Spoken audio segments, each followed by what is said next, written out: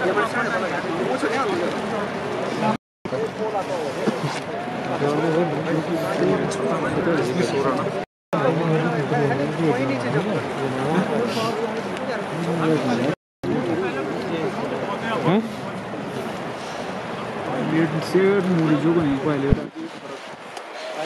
साथियों, मेरा नाम है संदीप गुसाई। केदारनाथ में अभी एक हेलीकॉप्टर दुर्घटनाग्रस्त हुआ है और जो एनडीआरएफ की एसडीआरएफ की टीमें हैं वो रेस्क्यू में लगी हैं। हालांकि सभी जितने भी हेलीकॉप्टर में सवार थे उनकी डेथ हो गई है।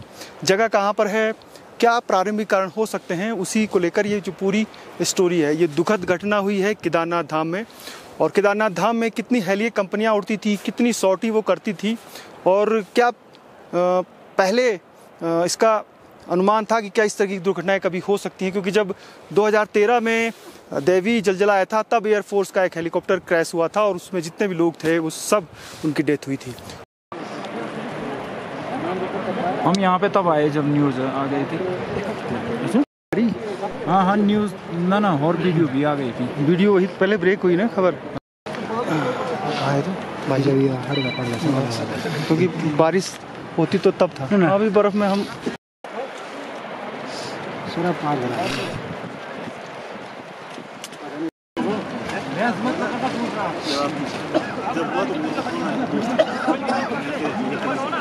ये घटना 11:36 पे हुई थी।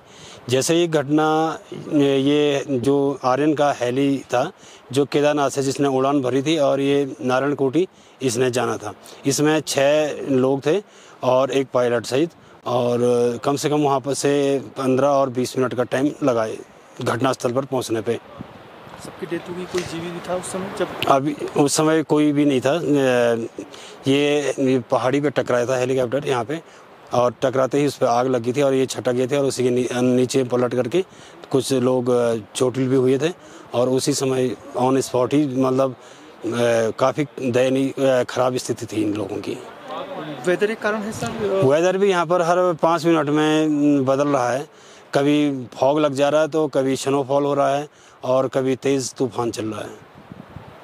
आप लोगों ने अलर्ट दे रखा था सभी कंपनियों को? सभी? हाँ, हमारे तो अलर्ट अभी मतलब कि यहाँ पर केदारनाथ में 12 बजे या 2 बजे के बाद अलर्ट ही मतलब समझो यहाँ पे।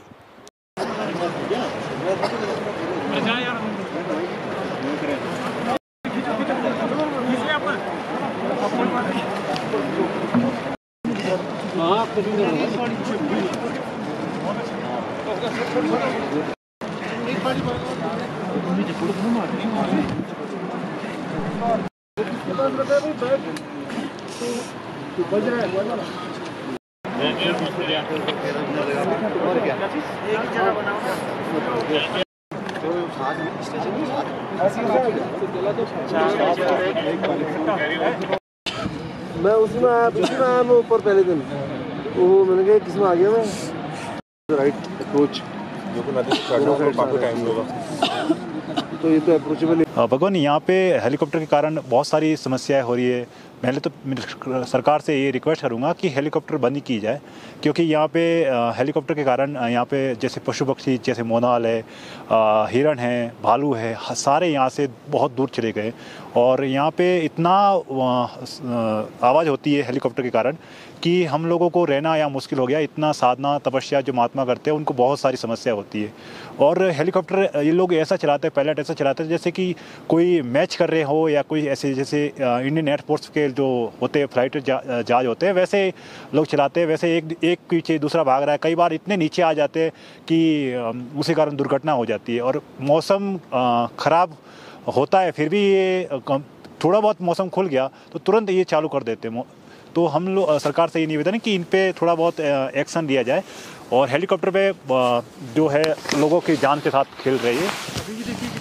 अभी कितना फॉग हो गया, कितना कोहरा हो गया, उसी के उसको भी ध्यान में रखते नहीं, बस उनका यही है पैसा उद्देश्य। और यहाँ पे हेलीकॉप्टर के नाम से इतना ब्लैकमेलिंग हो रही है, इतना मतलब यहाँ पे लूटमार हो रही है कि एक पूरे वर्ल्ड में एक मैसेज जा रहा है उत्तराखंड सरकार के कि यहाँ पे सरकार कुछ काम नहीं कर रही है। और मैं तो सरकार से यहाँ मैं कह दूँगा सरकार एकदम निकम्मी है। यहाँ का प्रशासन हमने निकम्मी है। कई बार हमने यहाँ पे हमारे साथ में हमारे जो भक्तों के साथ में चीटिंग हुई और हमने उनको रिक्वेस्ट भी किया, फिर भी हमारे कोई उस पर सुनवाई नहीं होती। और इतना मतलब यहाँ पे ब्लैक टिकट होती है कि पूछो नहीं। मैं उसमें आया मैं ऊपर पहले दिन, वो मैंने कहा किस में आ गया मैं, राइट अप्रोच जो कि नदी से चढ़ने में काफ़ी टाइम लगा। तो यहाँ पर पहुँचे जल्दी।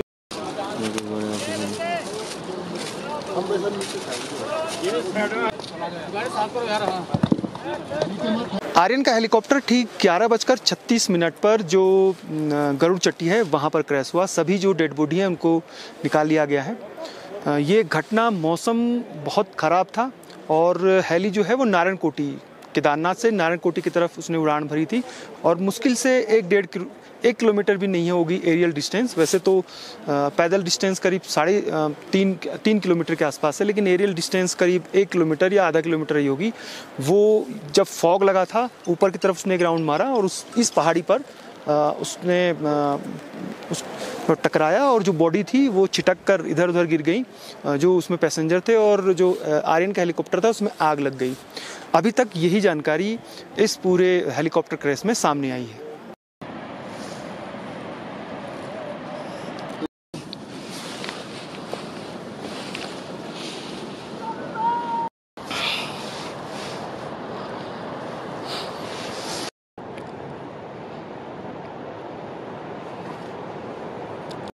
आ जाओ।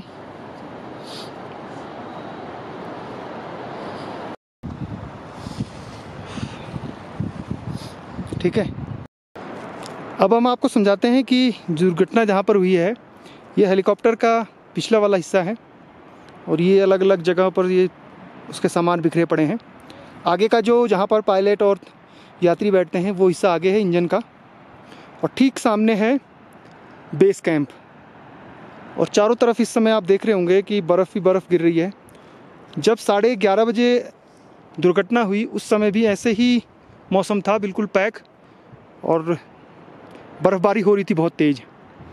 तो केदारनाथ से हेली नारायणकोटी के लिए उड़ान भरी, उसमें 6 सवारी थे और जैसे वो यहाँ पर पहुँची तो मौसम और ख़राब हुआ और हेलीकॉप्टर ऊपर की तरफ उड़ान भरते हुए ये जो पहाड़ी है इस तरफ यहाँ से घूमते हुए, इसके भी ऊपर घूमते हुए वो फिर जो यहाँ से टकरा गया और यहाँ गिर गया।